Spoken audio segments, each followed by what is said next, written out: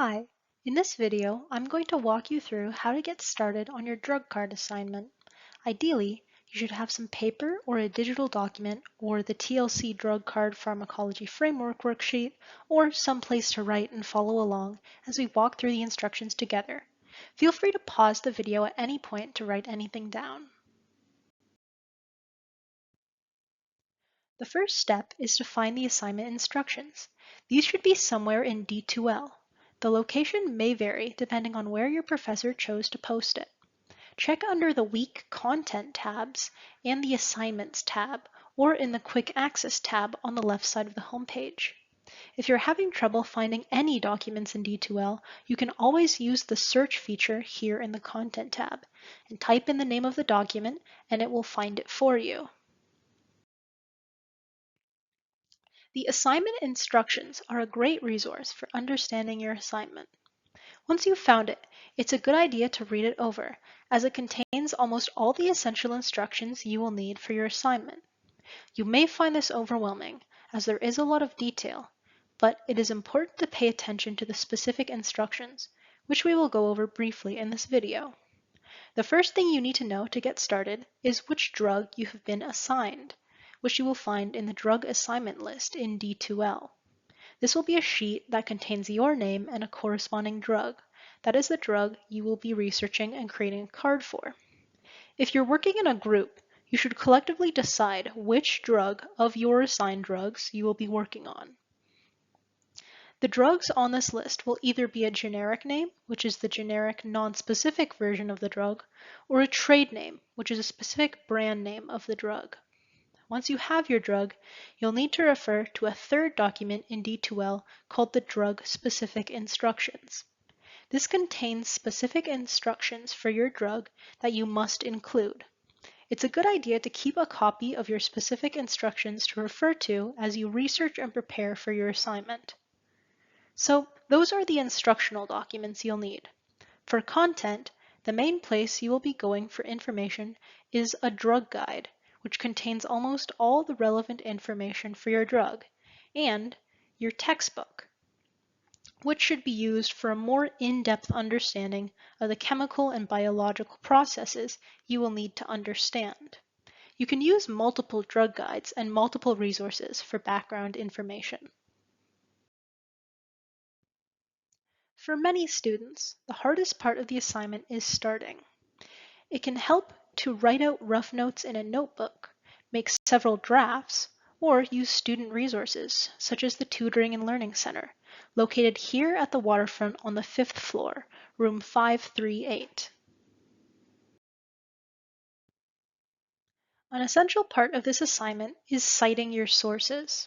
It is helpful to do this as you research, that way you don't lose track of what information you're using and where it came from.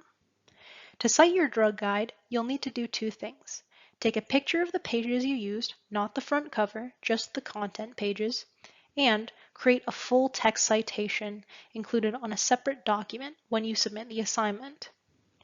If you're using an online copy of the drug guide, take a screenshot of the pages instead of a picture.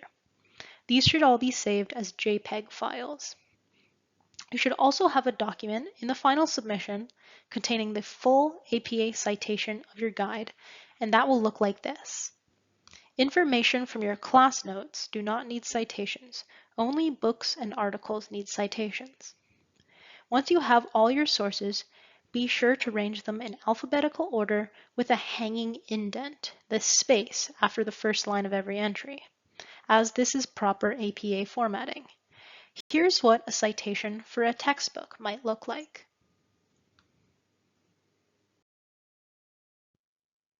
Let's get started on what you need. The first thing is the generic name. If you have a notebook or planning sheet, write down the generic name in the first line, being careful of spelling here and all throughout your assignment. You can use your drug guide and look for this drug. There, you will find information you need to fill out many of the next steps.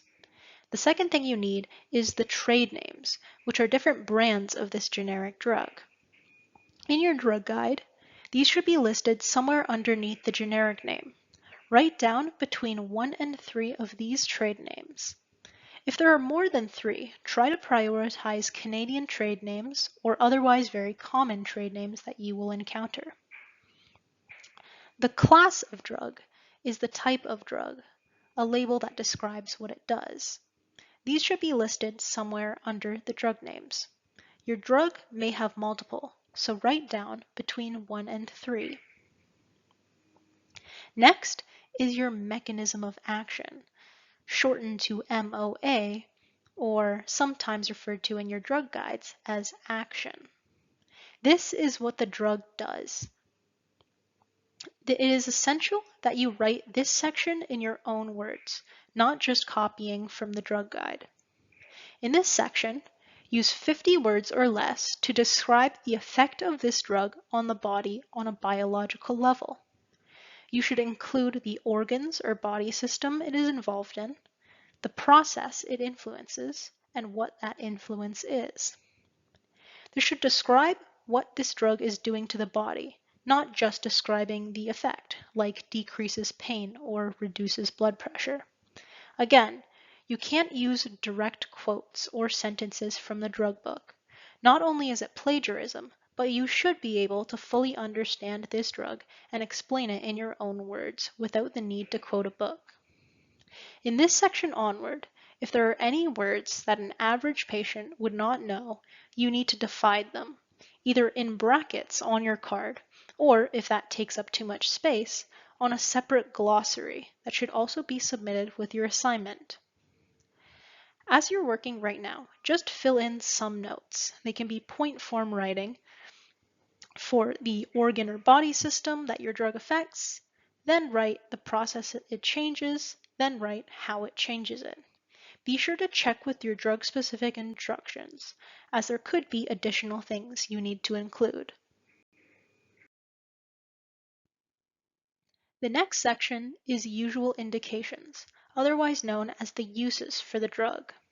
Here, you should list between 1 and 5 of the most common conditions a patient may have that would mean they should be taking this drug. Your drug guide may list several.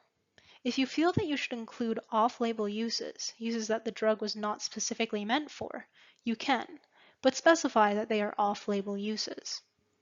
Usual routes and dosages is the next section. Your drug guide may list this as dosages and routes. This is how the drug is given and how much a patient should receive. These routes and dosages can also vary based on what condition the drug is being prescribed for. If you don't know which dosage you should include, you can refer to your drug-specific instructions to see if there is a specific method for your assignment. If not, you will have to prioritize the doses based on which conditions you will encounter as a student. IV will not be included in this assignment. Generally, in this section, write down the range of the dose for an adult's prescription. The low end of the dose may be listed as geriatric in your drug guide. You may also include a maintenance dose, how much and how frequently you need to keep administering the medication, and you should only write down the maintenance dose for an adult. Next is cautions. Cautions are conditions that a patient may have that could possibly cause issues if they were given this medication. Cautions may be listed in the contraindications section of your drug guide under the subtitle Cautions or Precautions. Of those listed, prioritize a maximum of 3 and write those down. You should focus on common conditions or conditions that have special concern, found in black box warnings in some guides. Pregnancy and lactation are always assumed to be cautions, so you don't need to write those down on your card. If only pregnancy and lactation is listed as a caution, just write no cautions except pregnancy and lactation.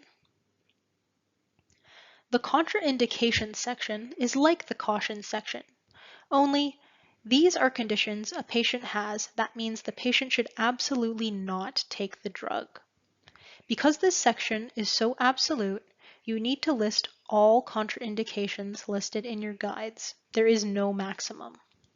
However, just like pregnancy and lactation in the cautions section, do not write hypersensitivity or allergy to the drug, because we assume that if a patient has this, they would not be given the drug anyways. If pregnancy or lactation is in this section, you should include it. And cross allergies, allergies to other things that could make this drug contraindicative, should also be included. Just like cautions, if there aren't any contraindications except hypersensitivity, write no contraindications except hypersensitivity. So you should write down every single contraindication you see in this line. The next section is adverse effects, otherwise known as side effects. These are negative conditions the patient could get after taking this medication. You should write down a maximum of 5, but your drug guide will have many more. Just like in past sections, prioritize the most common or serious side effects, as they will be the most relevant. Additionally, you should prioritize any side effects that relate to your mechanism of action. Some drugs may already highlight the most dangerous side effects, so you should make sure to write those down. The last section is nursing implications, which is anything you as a nurse need to do when a patient in your care is taking this medication. Assessments that you can do as a nursing student, like vital signs, blood pressure, or any other measurement, should include an expected range. You can also include specific precautions of care that you need to take, things you need to teach the patients or the patient's family. These are all things that can be considered nursing implications. Write down a maximum of 5 of these. You shouldn't include anything that is beyond your capabilities as a nurse. And you also should be specific with your assessments and with your teachings. If you've been following along, you should now have a completed rough draft containing all the information you will need in your drug card. Now, all you need to do is a final check with the assignment instructions and drug-specific instructions to make sure you didn't miss anything. And then transfer the information you have into two 8 by 13 centimeter cue cards, including all the headings in capital block letters and underlined. Along with your card, you should have your references, which contains an APA formatted reference list and the JPEG files of the pages you used for information sources. Lastly, if you didn't define any complicated words in your card, you should have a glossary containing definitions of technical terms and jargon you used. When you submit, combine all your pictures and documents into one file, such as a PDF file, and name it with your full name and drug name, and that's all you need. You can submit. Thank you for watching this video. If you've been following along, I hope you feel better with starting out your assignment, and I hope this video has helped with your understanding.